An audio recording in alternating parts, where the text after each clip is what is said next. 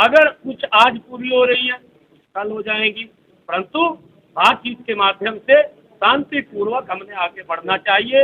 इस देश के विकास की गति को देख करके कुछ लोगों का पेट खराब हो रहा है, उनको दिक्कत हो रही है, नरेंद्र मोदी जी से हो रही है। नरेंद्र मोदी जी को बदनाम करने की कोशिश की जा रही है, परंतु देश देख रहा है। आज देश का सम्मान, देश का विकास दुनिया के अंदर ऊंचा हुआ है, इसके कारण भी कुछ विपक्षी दलों का पेट खराब है। करनाल पहुंच चुके हैं। बीजेपी की एक करनाल में अहम मीटिंग होने वाली है, तो ये तस्वीरें आप देख पा रहे हैं और आप देख सकते हैं नायब सिंह सैनी करनाल पहुंच चुके हैं। कुछ ही देर बाद बीजेपी की अहम मीटिंग होगी लोकसभा चुनावों को लेकर, और किस तरीके डबल इंजन की सरकार ने किसानों के हित में किए हैं।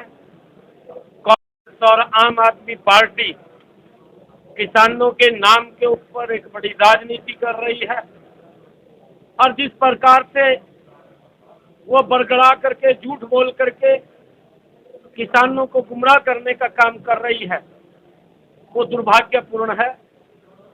आज अगर हम देखें, मैं ये बात आज आप लोगों के बीच में ये कहना चाहता हूँ, 55 साल तक इस देश के ऊपर कांग्रेस का शासन रहा, एक परिवार का सत्ता रही, वो श्वेत पत्र जारी करके ये बताएं 55 सालों में किसान की खुशहाली के लिए, किसान की मजबूती के लिए क्या कदम ने उठाए हैं, यूपीए ने उठाए हैं। ये बड़े नेता, चाहे राहुल गांधी है, चाहे और कोई बड़ा नेता है, हरियाणा के अंदर चाहे भूपेंद्र सिंह हुड्डा है, ऐसे बड़े तमाम नेता वो श्वेत पत्र जारी करके ये बताएं कि हमने किसानों की मजबूती के लिए ये काम किए हैं।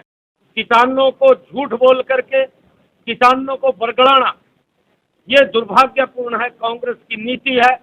और उसी नीति के ऊपर आम आदमी पार्टी भी, क्योंकि आम आदमी पार्टी जिस प्रकार से भ्रष्टाचार में कांग्रेस लिप्त रही है, उससे भी 2 कदम आगे आम आदमी रही है, और आम आदमी पार्टी भी उसी ढर्रे के ऊपर चलते हुए कांग्रेस से 2 कदम आगे उन किसानों के हित में कोई कदम उसने भी नहीं उठाया। क्योंकि केजरीवाल साहब दिल्ली में बैठ करके बोलते थे कि पंजाब का किसान पराली जलाता है और उसका पोल्यूशन दिल्ली में आता है, हरियाणा का किसान पराली जलाता है, उसका पोल्यूशन दिल्ली में आता है। ये भी श्वेत पत्र जारी करके बताएं।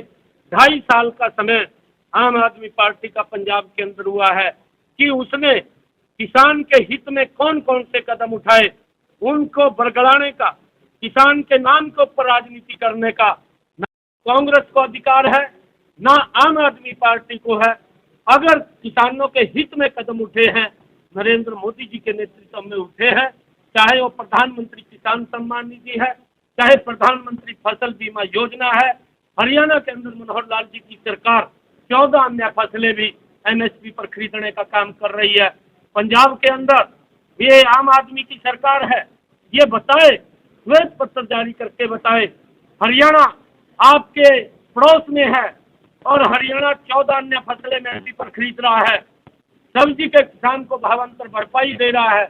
आप कितनी फसलें खरीद रहे हैं? किसान के मजबूती में कौन सा कदम उठाया है? आज देश का किसान जानना चाहता है, उसके ऊपर ये राजनीति करते हैं, ये दुर्भाग्यपूर्ण है। बजट हरियाणा का बजट आया है, हरियाणा का बजट आया है, किस तरीके से देखिए, इस बजट के अंदर भी मैं बताना चाहता हूँ कि जो आदरणीय नरेंद्र मोदी जी लगातार जो बजट पेश किया, मनोहर लाल जी ने जो बजट पेश किए हैं, वो प्रदेश के विकास के अंदर एक नया अध्याय लिखने वाला बजट है। हर देश के अंदर भी नरेंद्र मोदी की सरकार जो बजट पेश कर रही है, 10 वर्षों के अंदर हर वर्ष जो बजट आया है, एक विकास का नया अध्याय हर बजट ने लिखा है। और मैं ये भी बताना चाहूंगा कि कांग्रेस ने 55 सालों के अंदर अगर वो किसान के सच्चे हितैषी थे तो मात्र 25 करोड़ रुपए का बजट उन्होंने उसका प्रावधान किया हुआ था। नरेंद्र मोदी जी के नेतृत्व वाली सरकार ने किसान की मजबूती के लिए 125 करोड़ रुपए का बजट का प्रावधान नरेंद्र मोदी की सरकार ने किया है। और आज जो बजट आदरणीय मुख्यमंत्री मनोहर लाल जी ने पेश किया है, ये बजट ये किसान हितैषी बजट है, महिला हितैषी बजट है, युवा हितैषी बजट है और ये गरीब हितैषी बजट है। और इसके अंदर जिस प्रकार से अलग अलग हेड के अंदर समान रूप से सबका साथ सबका विकास के आधार के ऊपर ये बजट आदरणीय मुख्यमंत्री जी ने पेश किया है, ये हरियाणा के विकास को और नई गति देने वाला ये बजट है। किसी भी व्यक्ति के ऊपर आज किसी टैक्स की कोई भरमार वो नहीं इसके ऊपर लगा है, 0% और विकास को आगे बढ़ाने वाला बजट है। मैं इसकी पूरी प्रशंसा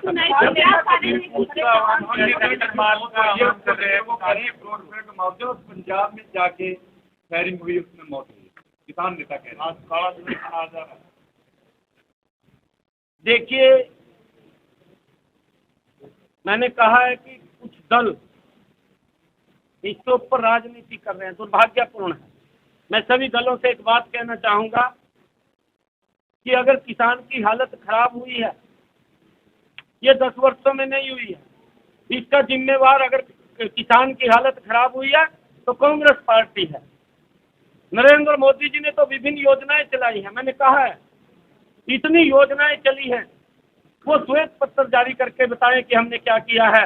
10 वर्षों के अंदर नरेंद्र मोदी जी और मनोहर लाल जी की सरकार ने जो काम किए हैं उसके बारे में मैं एक योजना के बारे में कि मजबूती में जो कदम उठाए हैं, परंतु जितने लोग वहां एकत्र हुए हैं उसका जिम्मेवार भी वहां के मुख्यमंत्री भगवंत मान है कि कैसे वो इकट्ठे हो गए, कैसे उनको संरक्षण दे करके भगवंत मान किसानों को भड़काने का काम, और उसके पीछे कांग्रेस पार्टी लगी हुई है। देश देख रहा है, जब वो अपने आप किसानों के हित में कोई काम नहीं कर सके तो किसानों को बरगड़ा करके नरेंद्र मोदी जी अगर काम कर रहे हैं तो उसको बदनाम करने की कोशिश ये आम आदमी पार्टी और कांग्रेस की है।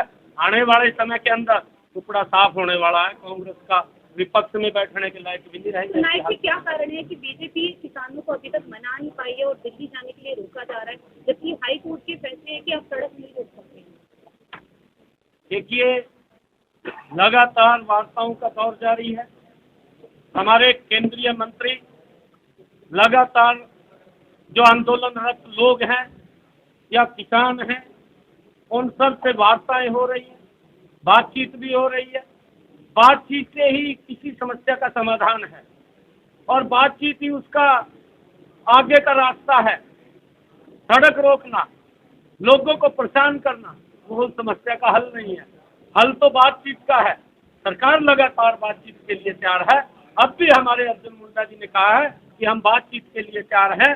अरे कोई विषय है, अगर उनके एजेंडे में कोई बात है, सारी तो मैं अपने घर में भी पूरी नहीं कर सकता जो अगर मेरी समस्याएं होती हैं। अगर कुछ आज पूरी हो रही है कुछ कल हो जाएंगी, परंतु बातचीत के माध्यम से शांतिपूर्वक हमने आगे बढ़ना चाहिए। इस देश के विकास की गति को देख करके कुछ लोगों का पेट खराब हो रहा है, उनको दिक्कत हो रही है, नरेंद्र मोदी जी से हो रही है। नरेंद्र मोदी जी को बदनाम करने की कोशिश की जा रही है, परंतु देश देख रहा है। आज देश का सम्मान, देश का विकास दुनिया के अंदर ऊंचा हुआ है, इसके कारण भी कुछ विपक्षी दलों का पेट खराब है। नाइक जी, चंडीगढ़ के एग्जाम